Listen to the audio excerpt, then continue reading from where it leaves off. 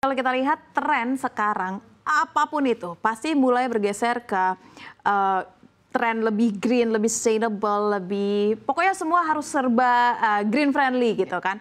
Nah, apakah ini juga Ibu lihat di tren permintaan percetakan juga kemasan di tahun 2025? Atau kalaupun memang bukan lebih ke green, biasanya pergeserannya kemana yang Ibu lihat saat ini? Kalau kita lihat itu di tahun 2025 dengan pastinya digitalization, Bu. Karena dengan digitalization ini kita ada misalnya pergerakan kepada membantu untuk automation di manufacturing, yang kita panggil smart manufacturing untuk membantu efisiensi produksi.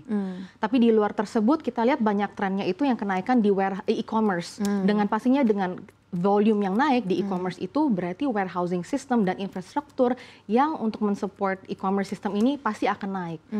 Misalnya kalau kita lihat e-commerce itu di Indonesia kita sudah ada banyak big players ya, mungkin kayak Tokopedia, Shopee, Lazada, dan kita ini kedepannya pasti Amazon juga akan masuk. Dengan yang itu kita lihat peluang sebenarnya di infrastructure untuk satu protective packaging yang kami ada itu. Sesimpel misalnya kita sekarang beli electronics dari e-commerce ya. Kalau dari electronics dari e-commerce itu zaman dulu kita sekarang untuk wrapping seller hanya mengirim begitu saja.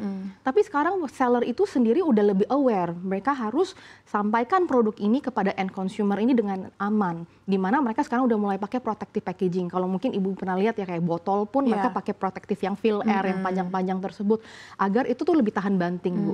Jadi misalnya sampai end customer tidak ada masalah sama sekali. Nah, itu yang kita lihat ya Bu ya, protective packaging itu akan kenaikan. Kedua, dengan pasti warehousing system. Dengan ada sekarang generasi sekarang itu semua serba instan, semua shopping online lebih cepat. Dan itu kita lihat itu volume kan kalau jika kenaikan terus, warehousing system itu tidak pasti semua manual. Pasti itu akan mulai ke automation, automatic. Automatic itu, nah kita lihat kayak misalnya one of our partner Bizerba, dia tidak hanya untuk check weighing systems, tapi dia juga ada yang sorting. Kalau itu dengan volume tinggi kan pasti dengan ada sorting system ya Bu, yang by weight ya, agar itu dari itu untuk membantu secara operation di mana untuk warehousing tersebut itu pengiriman paling efisien dan paling cepat kepada end consumer. Itu sih yang kita lihat Bu. Sejauh ini berarti bahan baku datang dari mana Ibu?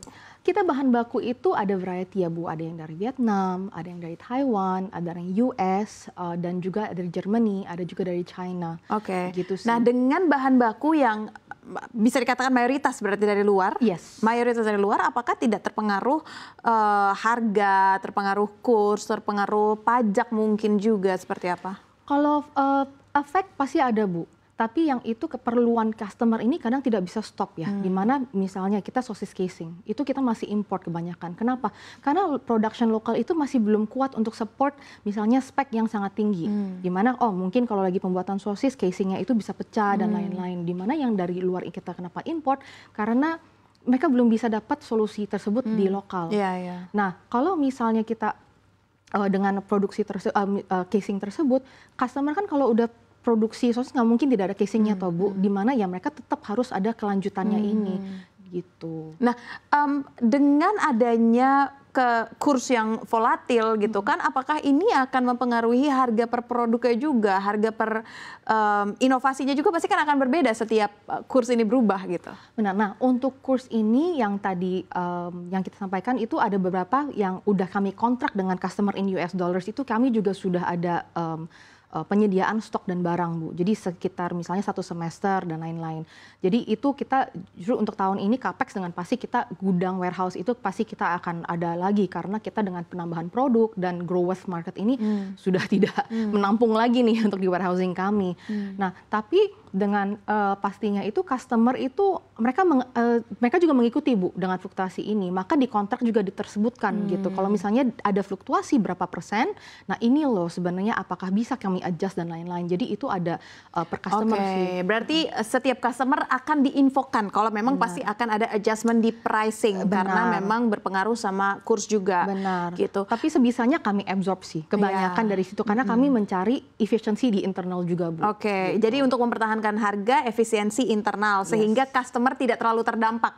Bisa dikatakan seperti itu ya. Kedepannya Bu, apalagi strategi inovasi yang mungkin akan dilakukan oleh PT MR dalam rangka diversifikasi produk untuk bisa meningkatkan lagi pertumbuhan bisnis? Salah satu fokus kami sebenarnya lokalisasi, Bu. Seperti tadi kan kalau kita lihat barang luar itu dengan lokal masih belum banyak yang speknya yang bisa memfulfill customer requirement. Salah satu produk yang kami sudah lokalisasi adalah misalnya coding machine kami, Bu, dan itu sudah terinstall di beberapa customer kami di Indonesia. Dan itu kami berterima kasih karena produk made in Indonesia ini sekarang sudah mulai di-recognize locally dan juga internationally pun. Nah, maka kami juga sebenarnya sedang in progress untuk actually localize one of our other product which is absorbent pad, di mana sekarang kami masih full import. Tapi dengan aja absorbent pad itu karena kita lihat adanya permintaan itu mulai tinggi. Kalau lihat di supermarket untuk membantu penyerap darah untuk daging-daging dan seafood dan lain-lain ya. Tapi absorbent pad itu kan berbentuknya itu masih ada yang untuk medical dan lain-lain. Maka PTMR karena juga ada di bidang farmasi dengan produk blister film dari Livio itu, maka kami juga ada consideration untuk masuk ke tambahan produk medical pad, Bu, yang dipakai di rumah sakit yang bisa langsung alasnya, benar. Dari semua industri, tadi saya mungkin belum sempat bertanya, dari semua industri, pharmaceutical, consumer, lalu e-commerce, sektor mana yang masih menunjang pertumbuhan bisnis? Dengan pastinya e-commerce ya. Kalau e-commerce kita lihat sangat pesat. Farmasi ada growth. Kalau kita lihat apalagi pet ya, Bu ya. Pet sekarang pet hospital udah mulai banyak ya di mana-mana ya. Dan tapi kalau misalnya untuk e-commerce itu kita lihat sangat pesat sih. Karena ini apalagi dengan misalnya Amazon masuk dan lain-lain itu akan sangat menumbuh. Dan PTMR ini kan adalah perusahaan terbuka. Bagaimana Anda bisa memastikan dan menjaga kepercayaan investor? Seperti apa juga outlook keuangan yang menjadi target di tahun 2025 ini? Target pertumbuhan kami untuk tahun ini cukup konservatif di 20-30%. Dengan adanya misalnya kita lihat industri manufaktur tuh ada beberapa yang slow down wait and see policy. Itu policy dengan international policy, trade policy, dan juga internal kita di Indonesia pun.